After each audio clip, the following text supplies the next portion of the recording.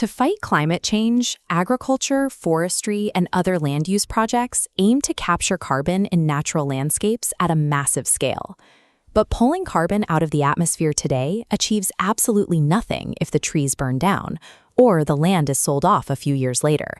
The carbon has to stay locked away. We call this permanence. To prove this exact permanence, every carbon project goes through an intense evaluation called the Verra Non-Permanence risk tool. On the surface, this tool calculates a risk rating. That rating dictates exactly how many carbon credits the project has to lock away in a pooled buffer account, acting as an insurance policy against future losses. The tool moves past calculating insurance premiums to enforce rigid, absolute boundaries. Tripping even one of these critical risk factors triggers an automatic risk-failed assessment.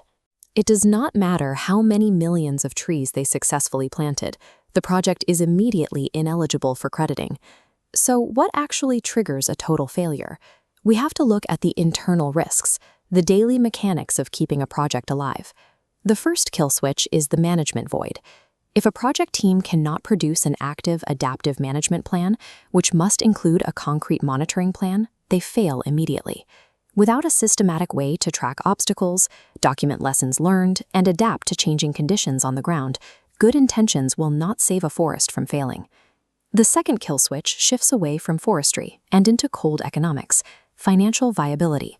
Assessing this requires looking at the payback period, which is the exact number of years it takes for a project to break even on its initial capital investment.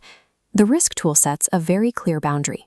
If the payback period stretches out to greater than 20 years from the time of assessment, the project is deemed too financially precarious to survive, and it automatically fails. A project without a dynamic survival strategy and a realistic near-term path to profitability is a financial black hole, not a viable climate solution. Beyond immediate finances, these projects have to survive over massive scales of time to guarantee that the carbon actually stays in the ground. That brings us to the third kill switch, project longevity. Any project registered after January 2024, committing to a lifespan under a locked minimum limit of 40 years, automatically fails. Additionally, timber projects must document a commitment to replant after harvest. Without it, it triggers the exact same failure. And finally, the most basic requirement of all, land and resource tenure.